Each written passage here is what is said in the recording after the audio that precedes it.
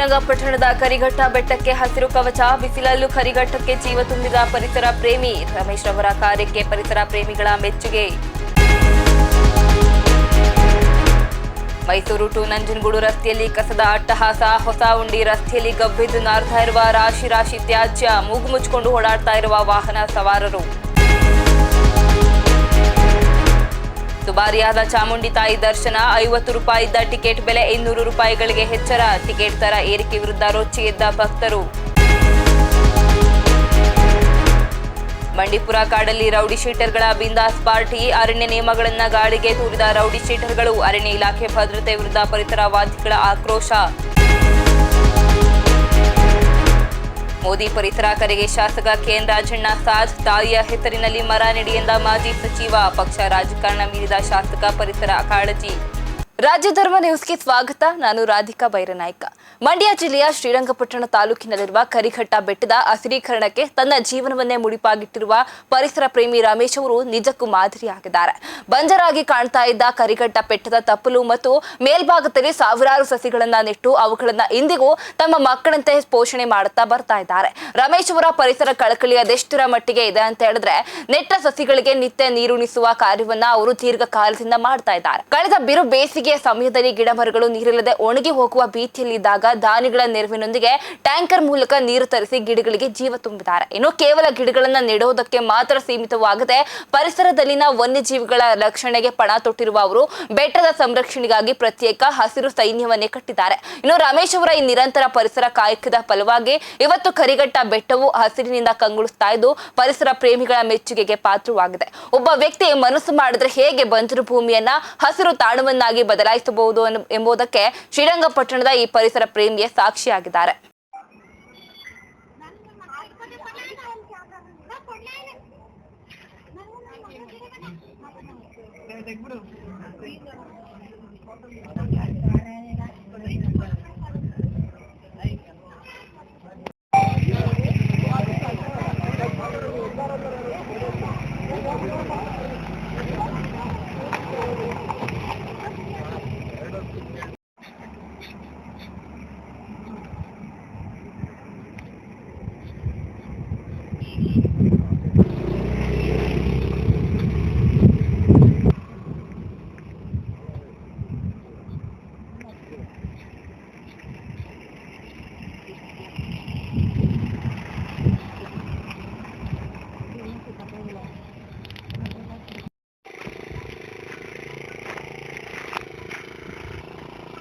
Rice ಮಾಡೋಣ.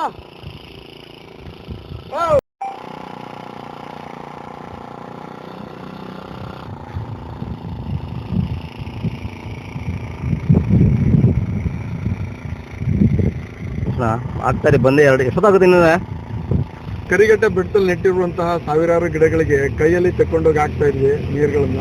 So ಇವತ್ತಿನ ಒಂದು ಬಿಸಿಲಿನ ಜಳ ತಾಪಮಾನ 40 ಡಿಗ್ರಿ ಆಸುಪಾಸಿಗೆ ಹೋಗಿದೆ. ಎಲ್ಲ ಗಿಡ ಗಂಟೆಗಳೆಲ್ಲ ಬಾಡ್ತಾ ಇದೆ.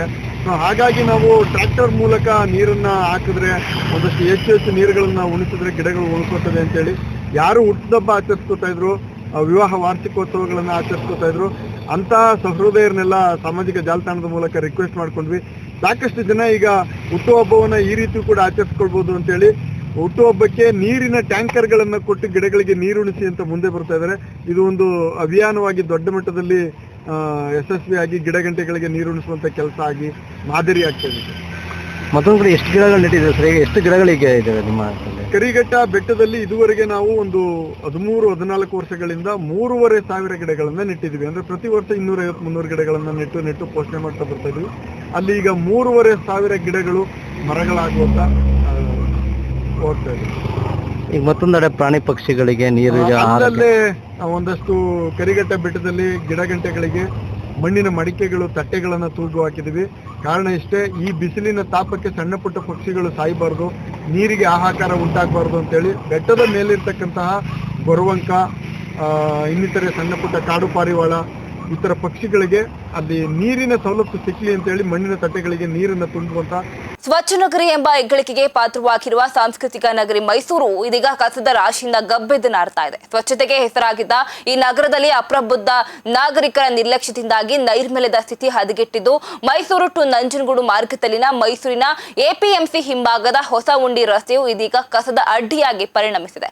ಸುಮಾರು 500 ಮೀಟರ್ಗೂ ಹೆಚ್ಚು ಉದ್ದದ ರಸ್ತೆಯುದ್ದಕ್ಕೂ ರಾಶಿ ರಾಶಿ ತ್ಯಾಜ್ಯ ಬಿದ್ದಿದ್ದು, ವಾಹನ ಸವಾರರು ಮತ್ತು ಪಾದಚಾರಿಗಳು ಮೂಗು ಮುಚ್ಚಿಕೊಂಡು ಓಡಾಡುವಂತ ದುಸ್ಥಿತಿ ಎದುರಾಗಿದೆ. ಇನ್ನು ನಗರ ಪಾಲಿಕೆ ಮನೆ ಬಾಗಿಲಿಗೆ ಕಸ ಸಂಗ್ರಹಿಸಲು ವಾಹನಗಳು ಬರ್ತಾ ಇದ್ರೂ ಸಹ ಕೆಲ ಕಿಡಿಗೇಡಿಗಳು ನಿಯಮಗಳನ್ನ ಗಾಳಿಗೆ ತೂರಿ ಬೀದಿಯಲ್ಲಿ ಕಸವನ್ನ ಎಸಿತಾ ಇದ್ದಾರೆ. ಈ ಬೇಜವಾಬ್ದಾರಿತನದಿಂದಾಗಿ ಸಾರ್ವಜನಿಕರ ಆರೋಗ್ಯದ ಮೇಲೆ ದುಷ್ಪರಿಣಾಮ ಬೀರುವ ಭೀತಿ ಉಂಟಾಗಿದೆ. ಇನ್ನು ಕೂಡಲೇ ಇದಕ್ಕೆ ಸಂಬಂಧಪಟ್ಟ ಅಧಿಕಾರಿಗಳು ಈ ಸ್ಥಳಕ್ಕೆ ಭೇಟಿ ನೀಡಿ ಕಸದ ರಾಶಿಯನ್ನ ತೆರವುಗೊಳಿಸುವಂತ ಜೊತೆಗೆ ಇಂತಹ ಅಸ್ವಚ್ಛತೆಗೆ ಕಾರಣವಾಗ್ತಾ ಇರುವವರ ಮೇಲೆ ಸೂಕ್ತ ಕಾನೂನು ಕ್ರಮ ಕೈಗೊಳ್ಳಬೇಕೆಂದು ಸ್ಥಳೀಯರು ಒತ್ತಾಯ ಮಾಡ್ತಾ ಇದ್ದಾರೆ.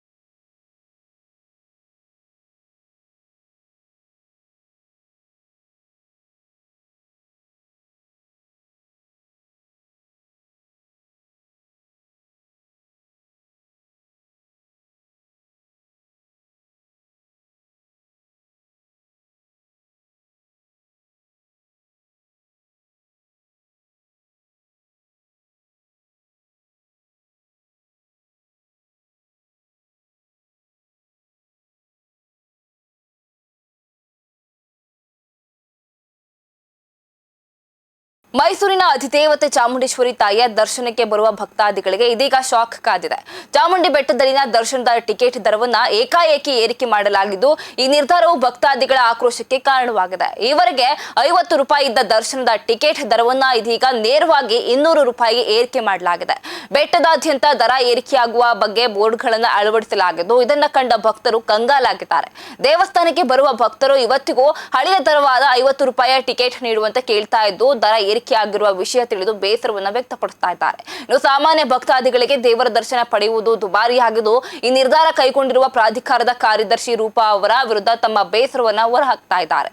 ಕೂಡಲೇ ಈ ದರವನ್ನ ಪರಿಷ್ಕರಿಸಿ ಸಾಮಾನ್ಯ ಭಕ್ತರಿಗೆ ಹೊರೆಯಾಗದಂತೆ ದರವನ್ನ ಕಡಿಮೆ ಮಾಡಬೇಕು ಅಂತ ಭಕ್ತಾದಿಗಳು ಮನವಿ ಮಾಡ್ತಾ ಇದ್ದಾರೆ.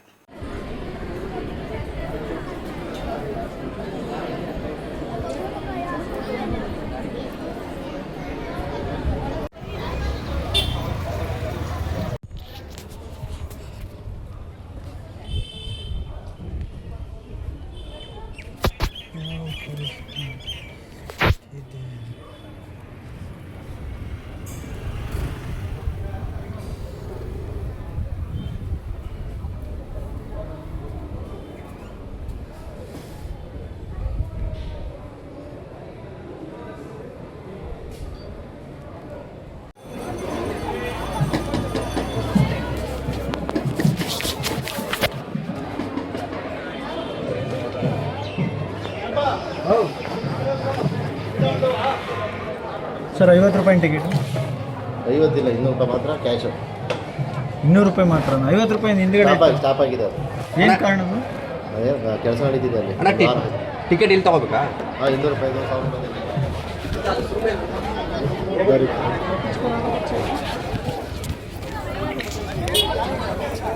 ಚಾಮರಾಜನಗರ ಜಿಲ್ಲೆಯ ಗುಂಡ್ಲುಪೇಟೆ ತಾಲೂಕಿನ ಮದ್ದೂರು ವಲಯದ ಹುಲಿಕಟ್ಟೆ ಬಳಿ ಇರುವ ಅರಣ್ಯದ ಕಳ್ಳಬೇಟೆ ಶಿಬಿರದಲ್ಲಿ ರೌಡಿ ಶೀಟರ್ ಒಬ್ಬ ತನ್ನ ಸಂಗಡಿಗರೊಂದಿಗೆ ಎಣ್ಣೆ ಪಾರ್ಟಿ ನಡೆಸಿದ್ದಾನೆ. ಅರಣ್ಯ ನಿಯಮಗಳನ್ನ ಗಾಳಿಗೆ ತೋರಿ ರೌಡಿ ಶೀಟರ್ ಸತೀಶ್ ಮತ್ತು ಆತನ ತಂಡವು ಅರಣ್ಯದ ಒಳಭಾಗದಲ್ಲಿ ಮೋಜು ಮಸ್ತಿನಲ್ಲಿ ತೊಡಗಿದ್ದು, ಈ ದೃಶ್ಯಗಳು ಈಗ ವೈರಲ್ ಆಗ್ತಾ ಇದೆ.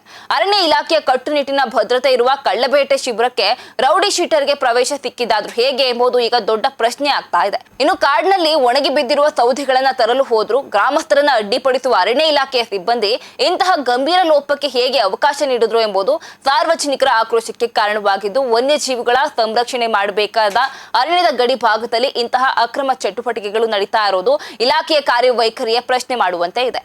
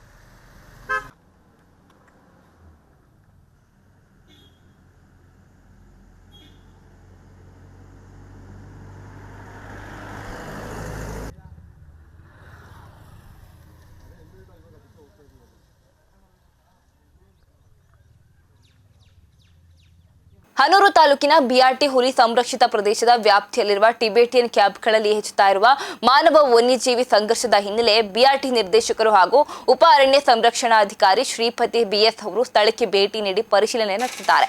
ಬೈಲೂರು ವನ್ಯಜೀವಿ ವಲಯದ ಅಧಿಕಾರಿಗಳು ಮತ್ತು ಅರಣ್ಯ ಸಿಬ್ಬಂದಿಯೊಂದಿಗೆ ಆಗಮಿಸಿದ ಅವರು ಟಿಬೆಟಿಯನ್ ಸೆಟಲ್ಮೆಂಟ್ ABDLI ಮತ್ತು O ಗ್ರಾಮಗಳಲ್ಲಿ ಸಂಚರಿಸಿ ವಾಸ್ತವ ಸ್ಥಿತಿಯನ್ನು ಅವಲೋಕಿಸಿದರು. ಈ ಭಾಗದಲ್ಲಿ ಆನೆಗಳ ದಾಳಿಯಿಂದಾಗಿ ಆಗಿರುವ ಬೆಳೆ ಹಾನಿ, ಆಸ್ತಿ ಪಾಸ್ತಿಗಳ ನಷ್ಟ ಹಾಗೂ ಆನೆಗಳು ಸಂಚರಿಸುವ ಮತ್ತು ರಸ್ತೆ ದಾಟುವ ಸೂಕ್ಷ್ಮ ಪ್ರದೇಶಗಳನ್ನು ಅಧಿಕಾರಿಗಳು ಖುದ್ದಾಗಿ ಪರಿಶೀಲನೆ ಮಾಡಿದ್ದಾರೆ.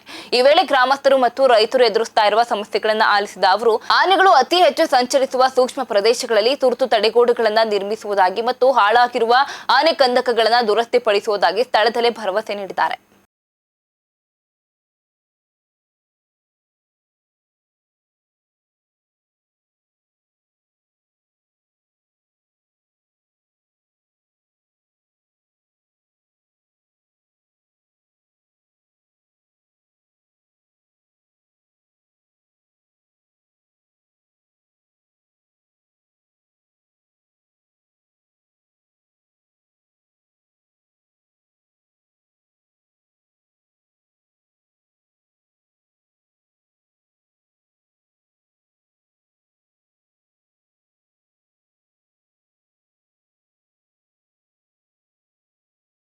ವಿಶ್ವ ಪರಿಸರ ದಿನದ ಹಿನ್ನೆಲೆ ಪ್ರಧಾನಿ ನರೇಂದ್ರ ಮೋದಿ ನೀಡಿರುವ ತಾಯಿಯ ಹೆಸರಿನಲ್ಲಿ ಒಂದು ಮರ ನೆಡುವ ಕರೆಗೆ ಇದೀಗ ಕಾಂಗ್ರೆಸ್ ಶಾಸಕ ಹಾಗೂ ಮಾಜಿ ಸಚಿವ KN ರಾಜಣ್ಣ ಅವರು ಸಾಥ್ ನೀಡಿದ್ದಾರೆ. ಮಧುಗಿರಿಯ ಸರ್ಕಾರಿ ಕಾಲೇಜಿನಲ್ಲಿ ನಡೆದ ವಿದ್ಯಾರ್ಥಿಗಳ ಬೀಳ್ಕೊಡುಗೆ ಸಮಾರಂಭದಲ್ಲಿ ಮಾತನಾಡಿದ ರಾಜಣ್ಣ, ಪರಿಸರ ಸಂರಕ್ಷಣೆಯ ವಿಷಯದಲ್ಲಿ ಪಕ್ಷಾತೀತವಾಗಿ ಒಗ್ಗೂಡಬೇಕಾದ ಅಗತ್ಯಗಳನ್ನು ಪ್ರತಿಪಾದಿಸಿದರು. ಈ ಕಾರ್ಯಕ್ರಮದಲ್ಲಿ ಭಾಗವಹಿಸಿದ ವಿದ್ಯಾರ್ಥಿಗಳು ಮತ್ತು ಸಾರ್ವಜನಿಕರನ್ನ ಉದ್ದೇಶಿಸಿ ಮಾತನಾಡಿದ ಅವರು, ಪರಿಸರ ಸಂರಕ್ಷಣೆಗೆ ಸಂಬಂಧಪಟ್ಟ ಹಾಗೆ ಪ್ರಧಾನಿ ಮೋದಿ ಅವರು ನೀಡಿರುವ ಸಲಹೆಯನ್ನ ಮುಕ್ತ ಕಂಠದಿಂದ ಶ್ಲಾಘಿಸಿದ್ರು. ನಾವು ವಿರೋಧ ಪಕ್ಷದವರೇ ಆಗಿದ್ರು, ಸಮಾಜಕ್ಕೆ ಒಳಿತು ಮಾಡುವ ಉದ್ದೇಶ, ಒಳ್ಳೆಯ ಸಲಹೆಗಳನ್ನ ಯಾರೇ ಕೊಟ್ಟರು ಅದನ್ನ ನಾವು ಸ್ವೀಕರಿಸಿ ಪಾಲಿಸಬೇಕು. ಪಕ್ಷ ರಾಜಕಾರಣವನ್ನ ಬದಿಗಿಟ್ಟು ಪ್ರತಿಯೊಬ್ಬರು ತಮ್ಮ ತಾಯಿಯ ಹೆಸರಿನಲ್ಲಿ ಕನಿಷ್ಠ ಒಂದು ಮರವನ್ನ ನೆಟ್ಟು ಪೋಷಿಸಬೇಕು ಎಂದು ಕರೆ ನೀಡಿದ್ದಾರೆ. ಪರಿಸರ ದಿನಾಚರಣೆ ಪೇಪರ್ಗಳೆಲ್ಲ ಬರೀತಾವೆ. ನಾವುಗಳೆಲ್ಲ ಇರೋ ಗಿಡ ಎಲ್ಲ ಕಟ್ಟಿಸ್ತಾ ಇದ್ದೀವಿ. ನಾನು ಮಕ್ಕಳಲ್ಲಿ ಮನವಿ ಮಾಡ್ತಕ್ಕಂಥದ್ದು, ನಿಮ್ಮ ತಾಯಿ ಹೆಸರಲ್ಲಿ ಮೋದಿಯವರು ಹೇಳಿದ್ದಾರೆ, ನಿಮ್ಮ ತಾಯಿಯ ಹೆಸರಲ್ಲಿ ಒಂದೊಂದು ಸಸಿ ಬೆಳೆಸ್ರಿ ಅಂತ ಹೇಳಿದ್ದಾರೆ. ನೀವು ಒಂದೊಂದು ಗಿಡ ಬೆಳೆಸಿ, ಒಂದೊಂದು ನಿಮ್ಮ ಹೆಸರು ಮೇಲೆ ಯಾವ ಗಿಡ ಬೇಕಾದ್ರೆ ಹೇಳಿ ತೋರಿಸ್ತೀವಿ ನಾವು.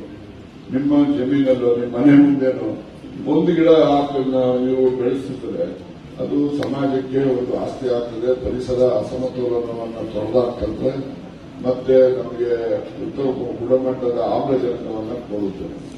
ಇವತ್ತು ವಾತಾವರಣದಲ್ಲಿ ಸುಮಾರು 62% ಹೆಚ್ಚು ಕಾರ್ಬನ್ ಡೈಆಕ್ಸೈಡ್ ಇದೆ. ಅದು ಯಾವಾಗ ಮಾಲಿನ್ಯತೆ ಜಾಸ್ತಿ ಆಗ್ತದೆ, ನಮಗೆ ಆಮ್ಲಜನಕದ ಲಭ್ಯತೆ ನಮ್ಮ ಶರೀರಕ್ಕೆ ಕಡಿಮೆ ಆಗ್ತದೆ. ಆಗ ನಮಗೆ ಆಯಸ್ಸು ಕಡಿಮೆ ಆಗ್ತದೆ, ಬರಬಾರ ರೋಗಗಳು ಕೂಡ ಪ್ರಾರಂಭ. ಹಾಗಾಗಿ ಪರಿಸರವನ್ನ, ಮಾಲಿನ್ಯ ರಹಿತ ಪರಿಸರವನ್ನ ಕಾಪಾಡತಕ್ಕಂಥ ಪ್ರಯತ್ನವನ್ನ ನಾವು ಮಾಡಬೇಕು. ಅವೆಲ್ಲ ಜನಸಂಖ್ಯೆ ಮೊದಲೆಲ್ಲ ಇದ್ದದ್ದು ಜನಸಂಖ್ಯೆಗೂ ಅವಾಗಿದ್ದ ಫಾರೆಸ್ಟ್ಗೂ ಈಗಿನ ಜನಸಂಖ್ಯೆಗೂ ಈಗಿರ್ತಕ್ಕಂಥ ಫಾರೆಸ್ಟ್ಗೂ ನೀವೇ ಯೋಚನೆ ಮಾಡಬೇಕು. ಎಷ್ಟೊಂದು ಹಸಿರು ಕವಚವನ್ನ ನಾವು ಹಾಳು ಮಾಡಿದ್ದೇವೆ. ಆದ್ರಿಂದ ಮೋದಿಯವರು ಸ್ಟೇಟ್ಮೆಂಟ್ ನೋಡೋದು ಎಲ್ಲೋ ಒಂದು ಕಡೆ, ಪ್ರತಿಯೊಬ್ಬರು ನಿಮ್ಮ ತಾಯಿಯಂದಿರ ಹೆಸರಿನಲ್ಲಿ ಒಂದೊಂದು ಗಿಡ ಬೆಳೆಸಿ ಅಂತ ಒಂದು ಉತ್ತಮವಾದಂತಹ ಸಲಹೆ. ಅವ್ರು ಎಲ್ಲೇ ಯಾವುದೇ ಪಕ್ಷದವರು ಹೇಳ್ಬಿಟ್ಟು ನಾವು ವಿರೋಧ ಪಕ್ಷದವರು ಹೇಳಿದ್ರೆ ನಾವೇ ಕೇಳಬೇಕು ಅಂತಕ್ಕಂಥದ್ದಲ್ಲ. ಸಮಾಜಮುಖಿಯಾದಂತಹ ಸಲಹೆಯನ್ನ ಯಾರೇ ಕೊಟ್ಟರು ಕೂಡ ನಾವು ಜೀವನದಲ್ಲಿ ಅಳವಡಿಸ್ಕೊಳ್ತಕ್ಕಂಥ ಪ್ರಯತ್ನವನ್ನು ನಾವೆಲ್ಲ ಮಾಡೋಣ. ಒಂದೊಂದು ಸಸಿ ನಿಮ್ಮ ತಾಯಿಯಂದಿರ ಹೆಸರಿನಲ್ಲಿ ನಿಮ್ಮ ಮನೆ ಮುಂದೆನೋ, ಜಮೀನಲ್ಲೋ, ಒಂದು ರಸ್ತೆ ಬದಿನಲ್ಲೋ ಅಥವಾ ಸಾರ್ವಜನಿಕ ಬಯಲಲ್ಲೂ ಕೂಡ ಎಲ್ಲರೂ ಅಲ್ಲಿ ಹಾಕಿ ಅದನ್ನು ಕಾಪಾಡ್ತಕ್ಕಂಥದ್ದು. ವಿಶ್ವ ಪರಿಸರ ದಿನಾಚರಣೆಯ ಅಂಗವಾಗಿ ಇಂದು ನಂಜನಗೂಡು ತಾಲೂಕಿನ ಕ್ರೀಡಾಂಗಣದ ಬಳಿ ಇರುವ ನ್ಯಾಯಾಲಯಗಳ ಸಂಕೀರ್ಣದ ಹಿಂಭಾಗದಲ್ಲಿ ಪರಿಸರ ಜಾಗೃತಿ ಮೂಡಿಸುವ ವಿಶೇಷ ಕಾರ್ಯಕ್ರಮ ನಡೆದಿದೆ. ಈ ಕಾರ್ಯಕ್ರಮಕ್ಕೆ ಹಿರಿಯ ಸಿವಿಲ್ ನ್ಯಾಯಾಧೀಶರು ಹಾಗೂ ತಾಲೂಕು ಕಾನೂನು ಸೇವಾ ಸಮಿತಿಯ ಅಧ್ಯಕ್ಷರು ಸಸಿ ನೀಡುವ ಮೂಲಕ ಚಾಲನೆ ನೀಡಿದರು. ಇನ್ನು ಪರಿಸರ ಸಂರಕ್ಷಣೆ ಸಂದೇಶವನ್ನು ಸಾರುವ ಉದ್ದೇಶದಿಂದ ಹಮ್ಮಿಕೊಂಡಿದ್ದ ಈ ಕಾರ್ಯಕ್ರಮದಲ್ಲಿ ನಂಜನಗೂಡಿನ ನ್ಯಾಯಾಂಗ ಇಲಾಖೆಯ ಎಲ್ಲ ನ್ಯಾಯಾಧೀಶರು ಒಟ್ಟಾಗಿ ಪಾಲ್ಗೊಂಡು ಸಸಿಗಳನ್ನು ನೆಡುವ ಮೂಲಕ ಪರಿಸರ ದಿನವನ್ನು ಅರ್ಥಪೂರ್ಣವಾಗಿ ಆಚರಣೆ ಮಾಡಿದ್ದಾರೆ. ಇನ್ನು ಕಾರ್ಯಕ್ರಮದಲ್ಲಿ ಪ್ರಧಾನ ಸಿವಿಲ್ ನ್ಯಾಯಾಧೀಶರಾದ ಶ್ರುತಿ ಎಸ್, 1ನೇ ಅಪರ ಸಿವಿಲ್ ನ್ಯಾಯಾಧೀಶರಾದ ಸರಿತಾ ಕುಮಾರಿ AM ಹಾಗೂ 2ನೇ ಅಪರ ಸಿವಿಲ್ ನ್ಯಾಯಾಧೀಶರಾದ ಕುಮಾರಿ ಕೃತಿಕಾ ಪವಾರ್ ಅವರು ಭಾಗವಹಿಸಿ ಗಿಡಗಳನ್ನು ನೆಟ್ಟಿದ್ದಾರೆ.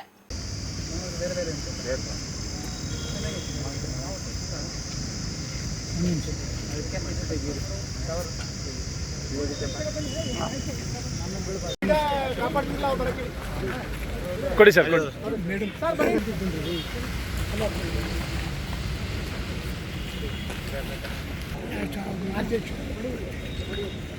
Okay sir, thank you.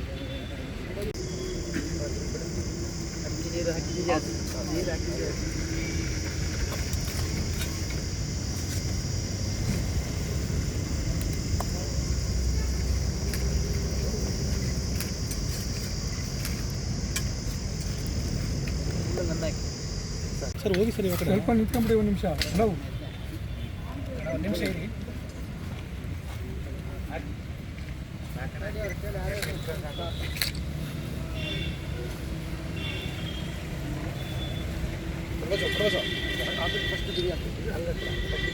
ಪ್ರತಿ ವರ್ಷದಂತೆ ಈ ವರ್ಷ ಕೂಡ ನಾವು ಪರಿಸರ ದಿನಾಚರಣೆ ಮಾಡುತ್ತಿದ್ದೇವೆ. ಪರಿಸರದ ಅವಶ್ಯಕತೆ ಎಷ್ಟು ಉಂಟು ಹೇಳಿ ಈ ವರ್ಷ ನಮಗೆ ಗೊತ್ತಾಗ್ಬೋದು. ಯಾಕೆಂದರೆ ಯಾವಾಗ ಈಗ ಮಾನ್ಸೂನ್ ಸ್ಟಾರ್ಟ್ ಆಗಬೇಕಿತ್ತು, ಎಲ್ನಿನೋ ಒಂದು ಇಫೆಕ್ಟ್. ಅದಕ್ಕೆ ಕಾರಣ ಏನಂದರೆ ಒಂದು ಅವರು ತಜ್ಞರ ಪ್ರಕಾರ ಅದಕ್ಕೆ ಮರಗಳು ಕಡಿಮೆ ಆಯಿತು, ಇಂಡಸ್ಟ್ರಿಗಳ ಶಾಖ ಜಾಸ್ತಿ ಆಯಿತು. ಅದಕ್ಕಾಗಿ ಪೆಸಿಫಿಕ್ ಸಾಗರದಲ್ಲಿ ಬಿಸಿ ನೀರು ಸಮುದ್ರದಲ್ಲಿ ಬಂದ ಕಾರಣ ಮಳೆ ಕಡಿಮೆ ಅಂತೇಳಿ. ಅದೊಂದೇ ಕಾರಣ ಅಲ್ಲ, ಬೇರೆ ಬೇರೆ ಕಾರಣಗಳು, ಲೋಕಲ್ ಕಾರಣಗಳಿರಬೇಕು. ಪ್ರತಿಯೊಬ್ಬ ಪ್ರಜೆಯ ಕರ್ತವ್ಯ ಏನಂದರೆ ಒಂದು ಮರ ನೆಡಬೇಕು ಅಂತೇಳಿ ನಮ್ಮ ಪ್ರಧಾನಮಂತ್ರಿಯವರು ಹೇಳಿದ್ದಾರೆ. ಒಂದು ತಾಯಿ ಹೆಸರಲ್ಲಿ ಮರ ನೆಡಿ ಅಂತೇಳಿ, ಒಂದು ಗಿಡ ನೆಡಿ ಅಂತೇಳಿ. ಅದನ್ನು ಸುಮ್ಮನೆ ಪ್ಲ್ಯಾಂಟಿಂಗ್ ಮಾತ್ರ ಮಾಡೋದಲ್ಲ, ಅದನ್ನು ನಾವು ರಕ್ಷಣೆ ಮಾಡಬೇಕು. ಯಾಕೆಂದರೆ ಲಾಸ್ಟ್ ಇಯರಲ್ಲಿ ನಾವು ಅದನ್ನು ಪ್ಲ್ಯಾಂಟಿಂಗ್ ಮಾಡಿದ್ದೇವೆ, ಏನಾಯಿತು ಅಂತ ಗೊತ್ತಿಲ್ಲ. ನಾವು ಏನೋ ರೋಡ್ ಸೈಡಲ್ಲಿ ಅಲ್ಲಿ ಹೋಗೋದಲ್ಲ, ನಮ್ಮ ಮನೆ ಪಕ್ಕದಲ್ಲೇ ನಾವೊಂದು ಗಿಡ ನೆಡೋದು, ಅದು ನಾವು ಸಮಾಜಕ್ಕೆ ಮಾಡಿದ ಒಂದು ಸೇವೆ ಪ್ರಕಾರ ಇರ್ತದೆ. ನಾನೊಂದು ದಿನ ಬೆಳಗ್ಗೆ ಎದ್ದುಕೊಂಡು ಗಿಡಗಳಿಗೆ ನೀರು ಹಾಕಿ ಒಂದು ಗಂಟೆ ಕೆಲಸ ಮಾಡ್ತಿದ್ದೇನೆ. ಗಿಡಗಳನ್ನು ಕಡಿಯೋದಿಲ್ಲ. ಯಾರಾದರೂ ಗಿಡ ಕಡಿಯೋರು ಕಂಡು ಬಂದರೆ ಅದನ್ನು ತಕ್ಷಣ ಅದಕ್ಕೆ ಫಾರೆಸ್ಟ್ ಡಿಪಾರ್ಟ್ಮೆಂಟಿಗೆ ಮಾಹಿತಿ ಕೊಡಬೇಕಾಗ್ತದೆ. ಯಾಕೆಂದರೆ ಅದು ಕೂಡ ಒಂದು ದೊಡ್ಡ ಅಫೆನ್ಸ್ ಆಗಿದೆ. ಈಗ ನಾವು ಸ್ವಾರ್ಥಿಗಳಾಗಿ ಏನು ಅಭಿವೃದ್ಧಿ ಹೆಸರಿನಲ್ಲಿ ನಾವೆಲ್ಲ ಮರ ಕಡಿಯೋದು, ರಸ್ತೆ ಮಾಡೋದು, ಅದು ಇದೆಲ್ಲ ಮಾಡ್ತಿದ್ದೇವೆ. ರಸ್ತೆ ಬೇಡ ಅಂತ ನಾವು ಯಾರು ಕೂಡ ಹೇಳೋದಲ್ಲ. ಆದರೆ 100 ವರ್ಷಗಳಿದ್ದಂಥ ಮರಗಳನ್ನು ಕಡಿದು ಹಾಕಿದರೆ ಅದು ಅದೇ ಸ್ಥಿತಿಗೆ ಬರಬೇಕಾದ್ರೆ ಇನ್ನೊಂದು 200 ವರ್ಷ ಬೇಕು. ಅಷ್ಟಾಗಲೂ ನಾವಿರೋದಿಲ್ಲ, ನಮ್ಮ ಮಕ್ಕಳು ಕೂಡ ಅದು ಸಮಸ್ಯೆ ಅನುಭವಿಸ್ತಾರೆ. ಈಗಾಗಲೇ ನಾವು ಈ ವರ್ಷ ಲಾಸ್ಟ್ ಇಯರ್ಗಿಂತ ಈ ಸಲನೂ ಸ್ವಲ್ಪ ಜಾಸ್ತಿ ಸೆಕೆ ಇತ್ತು. ಕಾರಣ ಅಂದರೆ ಮರಗಳ ಕಡಿಮೆ ಆಗಿದೆ. ನಿಮಗೆ ರೋಡ್ ಸೈಡ್ ಹೋದಾಗ ಮರಗಳು ಕಾಣ್ಬೋದು, ಹೊರತಾಗಿ ಅರಣ್ಯ ಪ್ರದೇಶಕ್ಕೆ ಹೋದಾಗ ಕಾಡುಗಳೇ ಮರಗಳೇ ಇರೋದಿಲ್ಲ. ನಾನೊಂದು ಕಡೆ ಹಿಂದೆ ಕೆಲಸ ಮಾಡಿದ ಸ್ಥಳದಲ್ಲಿ ಹಾಗೆ ಆಯಿತು. ಅದು ದೊಡ್ಡ ಕಾಡಿದ್ದ ಪ್ರದೇಶ ಕಾರವಾರದಲ್ಲಿ. ಅಲ್ಲಿ ಹೀಗೆ ನಮ್ಮ ಅರಣ್ಯಾಧಿಕಾರಿಗೆ ಬಂದು ಹೇಳಿದ್ರು, ಸ್ವಾಮಿ ಅಲ್ಲಿ ರಸ್ತೆ ಹೊರಗಡೆ ಮಾತ್ರ ಕಾಡುಗಳು ಕಾಣೋದು, ಹೊರತಾಗಿ ಕಾಡೊಳಗಡೆ ಮರಗಳೇ ಇರೋದಿಲ್ಲ ಅಂತೇಳಿ. ಅದಕ್ಕೆ ಕಾರಣ ಏನಂದರೆ ನಾವೇ.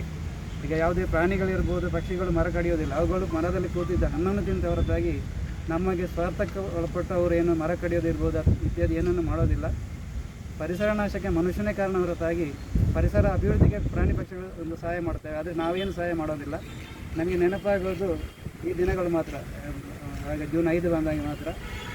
ಅದನ್ನು ನಾವು ಜೂನ್ 5ಕ್ಕೆ ಸೀಮಿತಗೊಳಿಸದೆ ಪ್ರತಿದಿನ ಕೂಡ ನಮಗೆ ಏನು ಸಂದರ್ಭ ಸಿಕ್ಕಾಗ ನಾವು ಮನೆಯಲ್ಲಿ ಊರಲ್ಲಿ ಇರ್ಬೋದು, ನಮ್ಮ ಪರಿಸರ ಇರುವಾಗ ಒಂದೊಂದು ಗಿಡ ನೆಟ್ಟರೆ ಅದೇ ದೊಡ್ಡದಾಗಿ ಈ ಎಲ್ಲ ದೊಡ್ಡ ಮರಗಳು ಈಗ ನಮ್ಮ ಪೂರ್ವಜರು ನೆಟ್ಟ ಮರಗಳು. ಈಗ ನಾವು ಅದರ ಒಂದು ಅನುಭವಿಸ್ತಿದ್ದೇವೆ. ಹಾಗೆ ನಾವು ಕೂಡ ನಮ್ಮ ಮುಂದಿನ ಜನಾಂಗಕ್ಕೆ ಏನಾದರೂ ಉಳಿಸಿಕೊಳ್ಬೇಕಾದ್ರೆ ನಾವು ಕೂಡ ಗಿಡಗಳನ್ನು, ಮರಗಳನ್ನು, ಸಂಪತ್ತನ್ನು ನಾವು ಉಳಿಸಿಕೊಳ್ಬೇಕಾಗ್ತದೆ.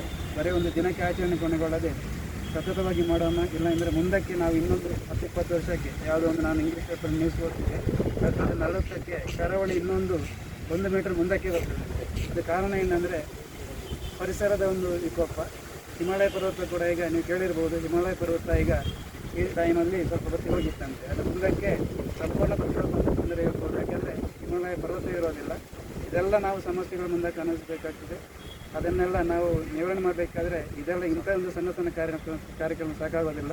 ದೊಡ್ಡ ಮಟ್ಟದಲ್ಲಿ ಅರಣ್ಯ ಮಾಡಿದರೆ ಮಾತ್ರ ನಾವು ಮುಂದಕ್ಕೆ ಬಚಾವಾಗಿ ಹೊರತಾಗಿ, ಇಲ್ಲದ್ರೆ ಮುಂದಕ್ಕೆ ನಾವು ಸಮಸ್ಯೆ ಕಟ್ಟಿಟ್ಟ ಬುತ್ತಿ. ನಮಗೆ ಈಗ ಅದರ ಒಂದು ಅನುಭವ ಆಗೋದಿಲ್ಲ. ಮುಂದಕ್ಕೆ ಒಂದು 10-20 ವರ್ಷಕ್ಕೆ ಅನುಭವಿಸ್ತೇವೆ. ಅದನ್ನು ತಡೆ ಮಾಡಬೇಕಾದ್ರೆ ನಾವು ಈಗಲೇ ಒಂದು ಅರಣ್ಯ ಸಂಪತ್ತನ್ನು ಉಳಿಸಿಕೊಳ್ಬೇಕಾಗ್ತದೆ.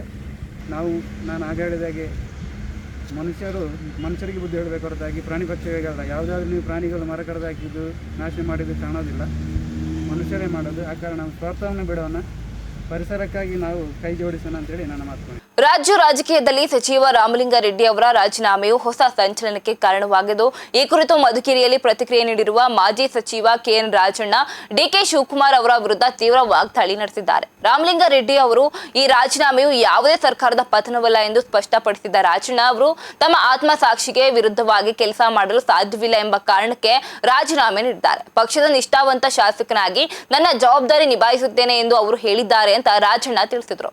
ಇನ್ನು ಇದೇ ವೇಳೆ ಸಿಎಂ ಡಿಕೆ ಶಿವಕುಮಾರ್ ಅವರನ್ನ ಟ್ರಬಲ್ ಶೂಟರ್ ಅಂತ ಕರೆಯುವುದಕ್ಕೆ ಆಕ್ಷೇಪ ವ್ಯಕ್ತಪಡಿಸಿದ್ದ ರಾಜಣ್ಣ, ಯಾರೇ ಟ್ರಬಲ್ ಶೂಟರ್? ನೀವೇ ಟ್ರಬಲ್ ಶೂಟರ್ ಅನ್ನ ಮಾಡಿರೋದು. ಹಾಗಿದ್ದ ಮೇಲೆ ಅಸ್ಸಾಂಗೆ ಹೋಗಿ ಯಾಕೆ ಟ್ರಬಲ್ ಶೂಟರ್ ಆಗ್ಲಿಲ್ಲ ಎಂದು ಖಾರವಾಗಿ ಪ್ರಶ್ನಿಸುವ ಮೂಲಕ ಸಿಎಂಗೆ ನೇರವಾಗಿ ಕೌಂಟರ್ ಕೊಟ್ಟಿದ್ದಾರೆ. ಅಲ್ಲಲ್ಲ, ಯಾವ ಪತನ ಏನಿಲ್ಲ.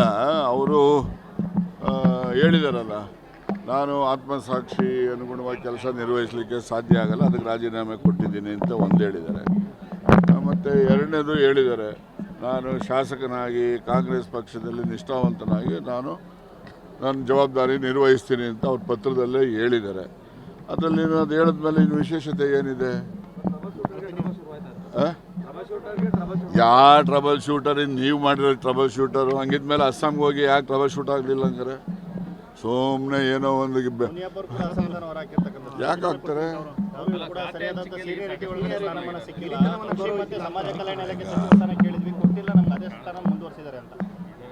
ಈಗ ಅದೇ ಸ್ಥಾನ ಇಲ್ಲ, ಅದೀಗ ಇವ್ರಿಗೆ ಕಂಡ್ರಿಗೆ ಯಾಕೆ ಫಾರೆಸ್ಟ್ ಕೊಡಲಿಲ್ಲ ಹಂಗಾರೆ? ಅವ್ರಿಗೂ ಫಾರೆಸ್ಟ್ ಕೊಡಬೇಕಾಗಿತ್ತಲ್ಲ. ಈಗ ಡಾಕ್ಟ್ರಿಗೆ ಹೋಮ್ ಕೊಡಬೇಕಾಗಿತ್ತು, ಅವ್ರಿಗೆ ಯಾಕೆ ರೆವಿನ್ಯೂ ಕೊಟ್ಟಂಗಾರೆ? ಹಂಗೆ ನೋಡ್ರಿ, ಯಾವ ಆಸ್ತಿ ಯಾರೊಬ್ಬನು ಸೊತ್ತೇನಲ್ಲ, ಗೊತ್ತಾಯ್ತಾ? ಇವೆಲ್ಲ ಬದಲಾದ ಸನ್ನಿವೇಶಕ್ಕೆ ಅನುಗುಣವಾಗಿ ಅವಕಾಶಗಳು ದೊರೀತವೆ. ಆ ಬದಲಾದ ಸನ್ನಿವೇಶದಲ್ಲಿ ದೊರೀತಕ್ಕಂಥ ಅವಕಾಶಗಳಲ್ಲಿ ಅವರು ತನ್ನ ಬುದ್ಧಿಶಕ್ತಿಯನ್ನು ನೋಡಿ ಆ ಇಲಾಖೆಗಳಲ್ಲಿ ಉತ್ತಮ ರೀತಿಯಲ್ಲಿ ಜನಪರವಾದ ಕೆಲಸಗಳನ್ನು ಮಾಡಬೇಕು, ಅಷ್ಟೇ ನನ್ನ ನಿರೀಕ್ಷೆ. ಇದಿಷ್ಟು ಈವರೆಗಿನ ಪ್ರಮುಖ ಸುದ್ದಿಗಳು. ಹೆಚ್ಚಿನ ಸುದ್ದಿಗಾಗಿ ನೋಡ್ತಾ ಇರಿ ರಾಜ್ಯ ಧರ್ಮ ನ್ಯೂಸ್. ಇದು ಕನ್ನಡಿಗರ ಬೆನ್ನೆಲುಬು.